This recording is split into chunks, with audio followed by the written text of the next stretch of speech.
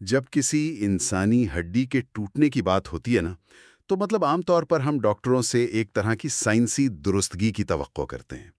یعنی ہڈی ٹوٹی ہے تو ایکس رے کی کالی اور سفید تصویر میں وہ ٹوٹی ہوئی لکیر صاف نظر آ جائے گی۔ بالکل۔ اور اس واضح پن میں نا ایک طرح کا سکون چھپا ہوتا ہے۔ مطلب انسانی ذہن کو چیزیں نظر آنے والی اور خانوں میں بٹی ہوئی بہت پسند ہے۔ ہاں، لیکن مسئلہ تب شروع ہوتا ہے جب ہم انسانی سوچ یا ریاست کی بنیادوں اور سچائی اور اخلاقیات کی دنیا میں قدم رکھتے ہیں۔ ہاں، وہاں یہ سب کام نہیں کرتا۔ بالکل، وہاں اچانک وہ ایکس رے مشین کام کرنا چھوڑ دیتی ہے۔ مطلب کوئی ایسی مشین تو ہے نہیں جو یہ بتا سکے کہ انصاف کیا ہے یا انسان کو زندگی کیسے گزارنی چاہیے۔ اور اسی دھندلے پن کو دور کرنے کے لیے آج ہم تاریخ کے چند عظیم ترین ذہنوں کے افکار کھنگال رہے ہیں اس ڈیپ ڈائیو میں۔ اور یہ بہت ضروری بحث ہے۔ بالکل، اور اس بحث میں ہماری رہنمائی ول ڈیورنٹ کی مشہور کتاب دا سٹوری آف فلسفی کر رہی ہے۔ پچھلے حصے میں ہم نے دیکھا تھا کہ فلسفی دراصل ہے کیا، اور ہم نے ایتھنز کے ماحول اور سقراط کے نظریات کو سمجھا تھا کہ کیسے وہ سوال پوچھ کر سچائی تلاش کرتا تھا۔ ہاں، وہ سوکریٹک میتھڈ والا حصہ واقعی بہت کمال تھا۔ تو چلیں آج اس بات کی مزید گہرائی میں چلتے ہیں۔ ہم افلاطون کے خیالی آسمانوں سے لے کر نیچشے کی باغیانہ زمین تک کا سفر کریں گے اور سمجھیں گے کہ ان مفکرین نے انسانیت کے سب سے الجھے ہوئے مسائل کو کیسے سلجھایا۔ اور اس پوری گفتگو میں یہ بات بہت اہم ہے کہ فلسفے کا مقصد محض پرانی معلومات کا رٹا لگانا بالکل نہیں ہے۔ دیکھیں، معلومات تو آج کل ہر جگہ بکھری پڑی ہیں نا۔ بالکل، گوگل کر لیں، سب مل جاتا ہے۔ بالکل، اصل مقصد ان خیالات کے پیچھے چھپے ہوئے کیوں اور کیسے سمجھنا ہے، تاکہ وہ دانائی پیدا ہو سکے جو آج کے ہمارے جدید مسائل کو سمجھنے میں مدد کرے۔ صحیح۔ تو اس فکری سفر کی شروعات ہم افلاطون سے کرتے ہیں۔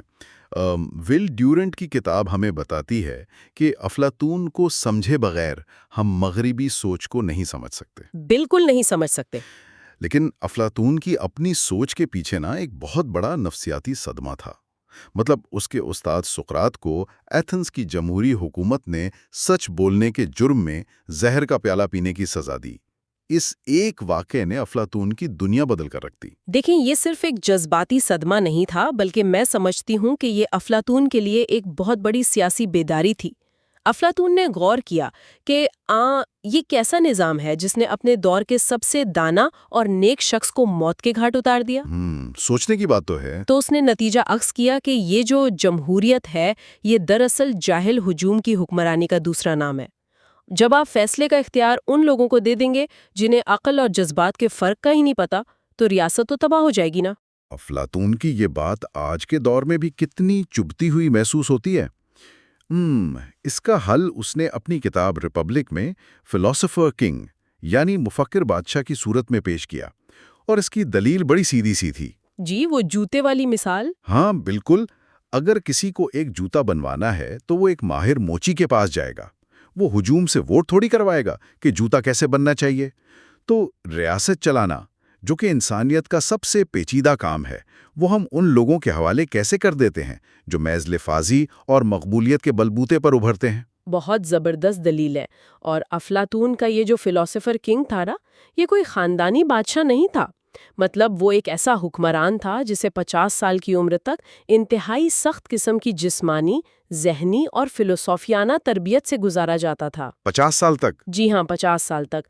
وہ چاہتا تھا کہ اقتدار ان لوگوں کے ہاتھ میں ہو جنہیں اقتدار کی کوئی ہوس نہ ہو، بلکہ وہ اسے ایک فریضہ سمجھ کر نبھائیں۔ لیکن حکمرانوں کو لالچ سے دور رکھنے کے لیے افلاطون نے جو شرط لگائی وہ مجھے بہت عجیب لگتی ہے۔ مطلب اس نے کہا کہ حکمران اور محافظ طبقے کی کوئی ذاتی جائیداد نہیں ہوگی۔ ہاں، یہاں تک کہ ان کا اپنا کوئی خاندان یا بیوی بچے بھی نہیں ہوں گے۔ بالکل۔ تو کیا یہ انسانی فطرت کے بالکل ہی خلاف نہیں ہے؟ مطلب کیا ریاست کے لیے انسان کو روبوٹ بننا پڑے گا؟ اس سے ایک اہم سوال جنم لیتا ہے، اور وہ یہ کہ کیا ذاتی مفاد کو ختم کیے بغیر غیر جانبدارانہ حکمرانی ممکن ہے بھی یا نہیں؟ افلاطون کی نفسیاتی دلیل یہ تھی کہ جب حکمران کا اپنا کوئی بچہ ہی نہیں ہوگا تو وہ اقربا پروری کس کے لیے کرے گا؟ یہ بات تو ہے۔ جب اس کی کوئی ذاتی زمین نہیں ہوگی تو وہ کرپشن کیوں کرے گا؟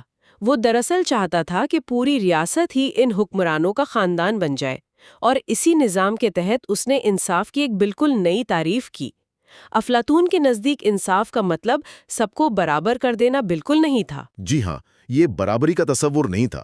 اسے ہم ایک بڑے آرکیسٹرا کی مثال سے سمجھ سکتے ہیں۔ بالکل۔ مطلب اگر آرکیسٹرا میں بانسری بجانے والا اچانک ڈرم بجانا شروع کر دے تو موسیقی تو تباہ ہو جائے گی نا۔ افلاطون کا انصاف یہ تھا کہ ہر شخص اپنی فطری صلاحیت کے مطابق کام کرے، تاجر تجارت کرے، فوجی حفاظت کرے اور مفکر حکمرانی کرے۔ بالکل، اور جب ہر کوئی اپنی جگہ پر صحیح کام کرے گا تو معاشرے میں ایک بہترین دھن یعنی انصاف پیدا ہوگا۔ ہاں، لیکن جیسا کہ آپ نے پہلے اشارہ کیا، افلاطون کی یہ مثالی ریاست بڑی حد تک آسمانی اور خیالی تھی۔ مطلب وہ ایک ایسی پرفیکٹ دنیا چاہتا تھا جو عملی طور پر شاید زمین پر ممکن ہی نہیں تھا۔ اور یہاں یہ بات انتہائی دلچسپ ہو جاتی ہے کیونکہ افلاطون کا اپنا ہی شاگرد یعنی ارسطو اس خیالی دنیا کی خامیوں کو پکڑ لیتا ہے۔ ارے واہ، شاگرد نے استاد کو چیلنج کر دیا؟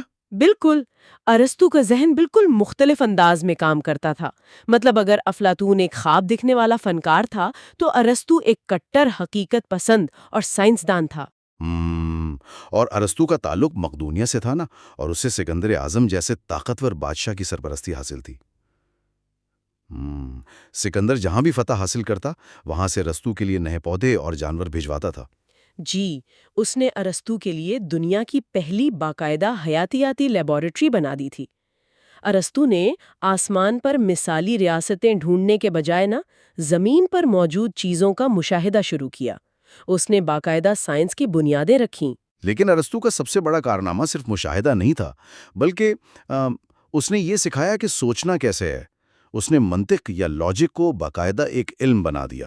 جی، ارسطو نے سیلوجزم کا نظریہ پیش کیا۔ یہ استدلال کا ایک ایسا طریقہ تھا جس نے صدیوں تک دنیا کو سوچنے کا پیمانہ دیا۔ اس کی کوئی سادہ سی مثال دیں گے؟ ہاں، اس کی سادہ سی مثال یہ ہے کہ دیکھیں، تمام انسان فانی ہیں، یہ ایک بڑی حقیقت ہے، اور سقراط ایک انسان ہے، یہ ایک چھوٹی حقیقت ہے، لہٰذا سقراط بھی فانی ہے، یہ ہمارا نتیجہ ہے۔ کیا بات ہے! ہم حقیقت تک عقلی طور پر سفر کر سکتے ہیں۔ بالکل، اور اگر ہم اخلاقیات کی بات کریں تو وہاں بھی ارسطو نے افلاطون کی انتہا پسندی کو مسترد کر کے اپنا مشہور درمیانی راستہ یعنی گولڈن مین کا نظریہ دیا۔ بالکل۔ ارسطو کے مطابق خوبی یا اچھائی کسی چیز کی انتہا میں نہیں ہوتی۔ مثال کے طور پر اگر خطرہ سامنے ہو تو بزدلی ایک انتہا ہے، اور سوچے سمجھے بغیر موت کے منہ میں چھلانگ لگا دینا دوسری انتہا یعنی بے وقوفی ہے۔ ہاں، اور ان دونوں کے بالکل درمیان کا راستہ جہاں انسان خطرے کو سمجھ کر مقابلہ کرتا ہے وہ شجاعت ہے۔ خوشی ہمیشہ اعتدال میں ہوتی ہے۔ اور یہی اعتدال پسندی ارسطو نے سیاست میں بھی اپنائی۔ افلاطون نے ذاتی جائیداد اور خاندان ختم کرنے کی بات کی تھی، مگر ارسطو نے اسے مسترد کر دیا۔ ارسطو کی دلیل بڑی پریکٹیکل تھی۔ اس کا کہنا تھا کہ انسان فطرتاً اپنے ذاتی مفاد سے محبت کرتا ہے، جس چیز پر سب کا حق ہو اس کی پرواہ کوئی نہیں کرتا۔ ہاں، جسے آج کل ہم ٹریجڈی آف دی کامنز کہتے ہیں۔ بالکل وہی۔ خاندان اور جائیداد وہ محرکات ہیں جو انسان کو محنت کرنے پر مجبور کرتے ہیں۔ ارسطو کی یہ عملی باتیں اتنی زبردست تھیں کہ آنے والی نسلوں نے ارسطو کو ہی عقل کل مان لیا۔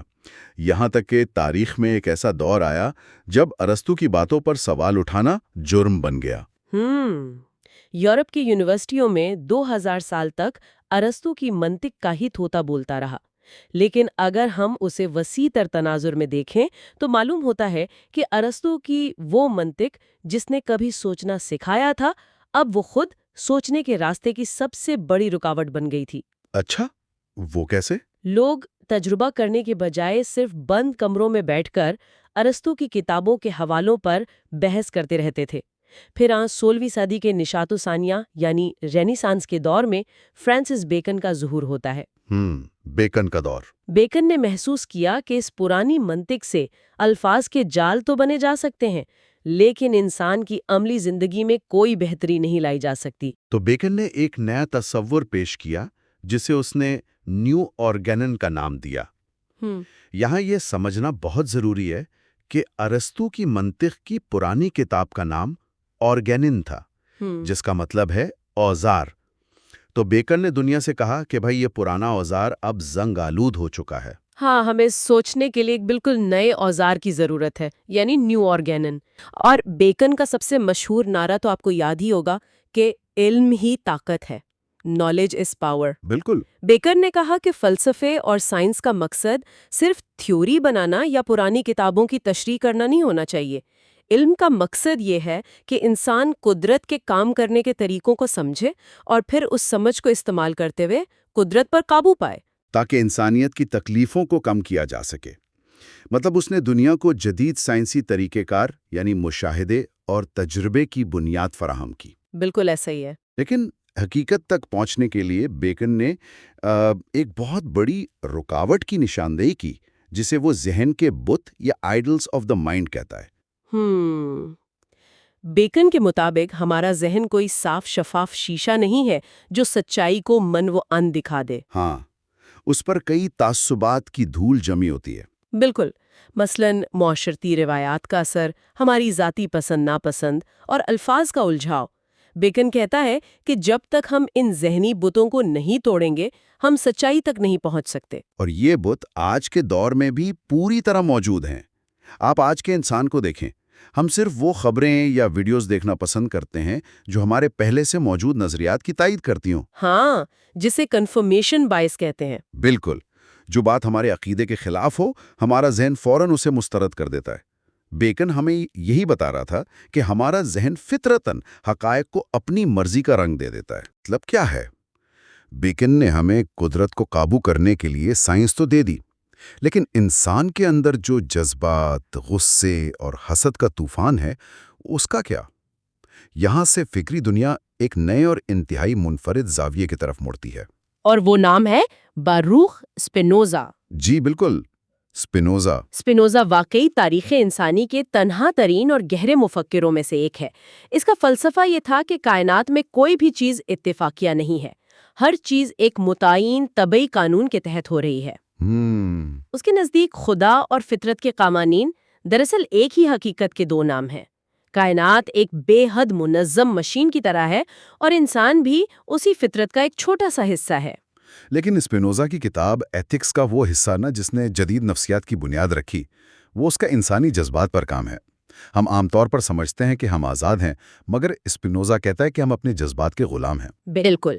تو ہم ان جذبات سے کیسے بچیں؟ وہ کہتا ہے کہ غصے یا نفرت کو دبانے سے کچھ نہیں ہوگا، بلکہ اسے سمجھنے سے ہوگا۔ یہ بہت ہی باریک نکتہ ہے۔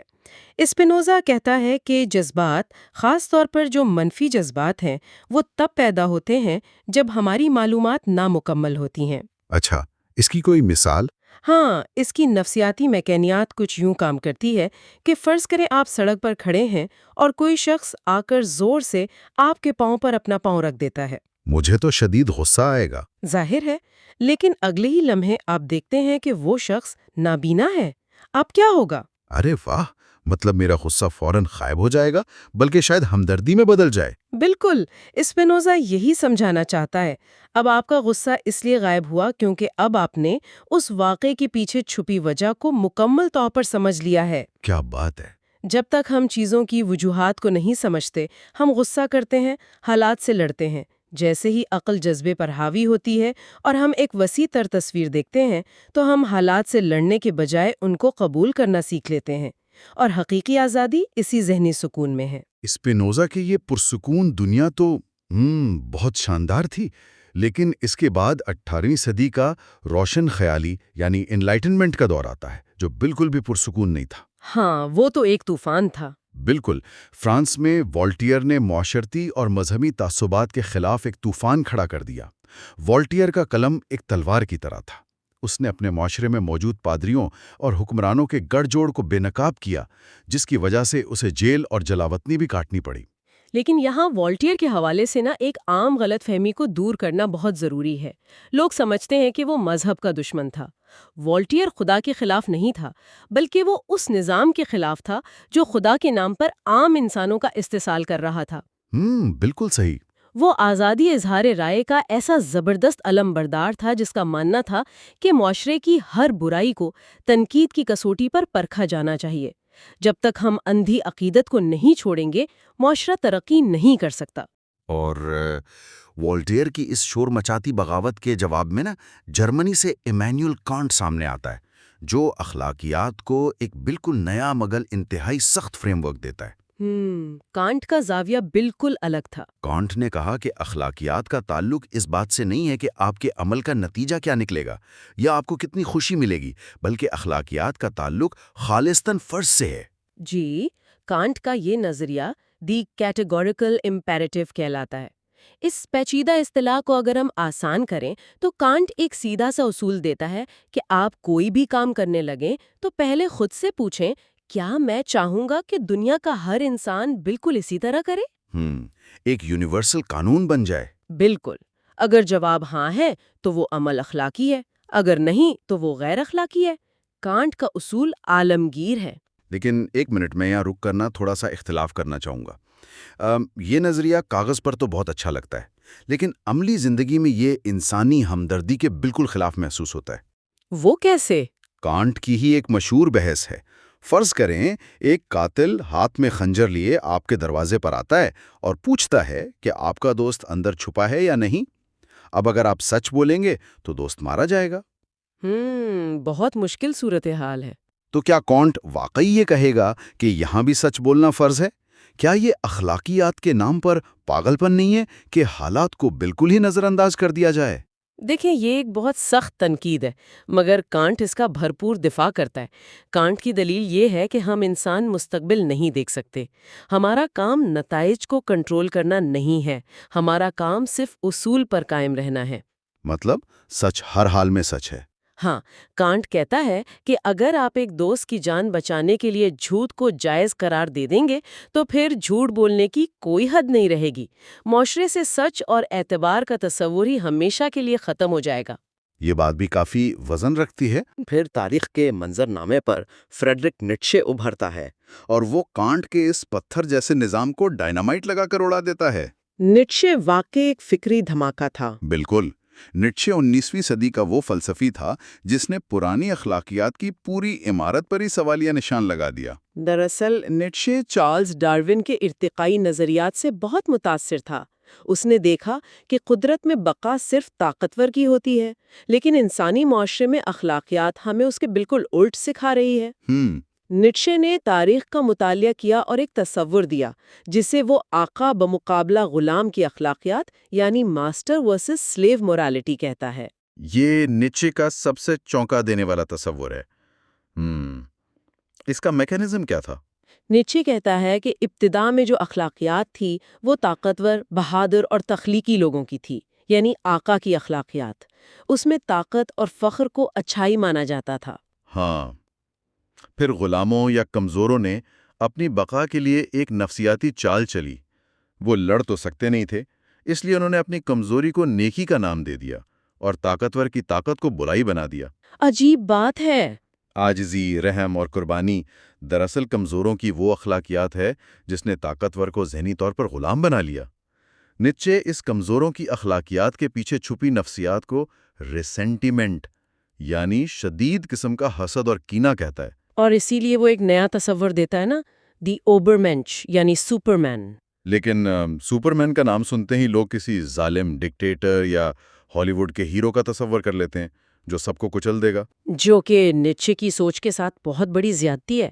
نیٹشے کا سپرمین کوئی ظالم بادشاہ نہیں ہے جو دوسروں پر ظلم کرے۔ تو پھر وہ کیسا ہے؟ وہ دراصل ایک ایسا انسان ہے جس نے خود اپنی خامیوں، اپنے ڈر اور اپنی کمزوریوں کو فتح کر لیا ہے۔